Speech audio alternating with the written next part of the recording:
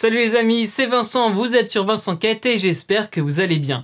Aujourd'hui, suite de ma série de vidéos sur l'ONU, je vous parle du Conseil de tutelle des Nations Unies. C'est un organe un peu particulier de l'ONU car, eh oui, il a disparu. À la création de l'ONU en 1945, de nombreux pays sont encore colonisés.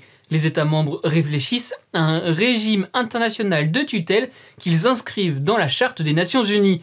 Un organe est créé pour le mettre en place, le Conseil de tutelle. Son but est de, je cite, superviser 11 territoires placés sous l'administration de 7 États membres et de s'assurer que les mesures nécessaires étaient prises pour les préparer à l'autonomie et à l'indépendance. Alors, ces 11 territoires étaient dans l'ordre alphabétique: le Cameroun britannique, le Cameroun français, Nauru, la Nouvelle-Guinée, le Rwanda-Urundi, le Samoa, la Somalie italienne, le Tanganyika, le Togo britannique, le Togo français et de nombreuses îles du Pacifique. Ces 11 territoires étaient donc sous la tutelle de 7 États membres, vous les avez vus dans la liste juste avant les amis: l'Australie, la Belgique, les États-Unis, la France, l'Italie, la Nouvelle-Zélande et le Royaume-Uni. En bref, le Conseil de tutelle vérifiait que les États qui administraient ces territoires mettaient effectivement tout en place pour l'accès à l'indépendance et la fin de la colonisation. En 1994, les 11 territoires sous tutelle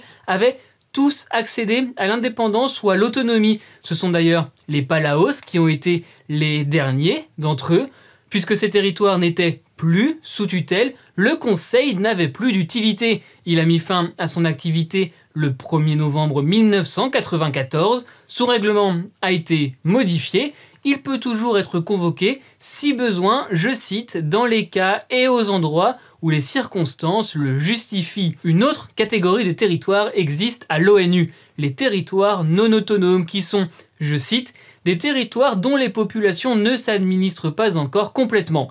Les Nations Unies en dénombrent aujourd'hui 17, où habitent un peu moins de 2 millions de personnes, la plupart dans les Caraïbes ou dans le Pacifique. C'est le cas de la Polynésie française et de la Nouvelle-Calédonie pour les territoires français. Le Conseil de tutelle siégeait à New York, au siège de l'ONU. Vous voyez cette salle qui avait été pensée par un architecte danois, Finn Juhl, avec cette statue qui symbolise l'accès à l'indépendance. C'était d'ailleurs le gouvernement du Danemark qui avait offert la salle à l'ONU. Comment était composé le Conseil de tutelle?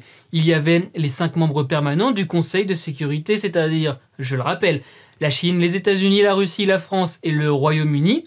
Et avec eux, il y avait les États chargés d'administrer les États et autant d'États supplémentaires pour qu'il y ait une parité entre les pays impliqués et ceux non impliqués dans les territoires sous tutelle. Aujourd'hui, on n'y trouve plus que les 5 membres permanents du Conseil de sécurité. Et allez, pour finir, une petite info dans l'actu. La prochaine réunion du Conseil de tutelle est prévue pour décembre 2023. Merci les amis d'avoir regardé, j'espère que vous en savez plus. Je vous mets dans la description le lien de ma playlist sur l'ONU. Si vous avez aimé ou appris des choses, likez, partagez, abonnez-vous à ma chaîne.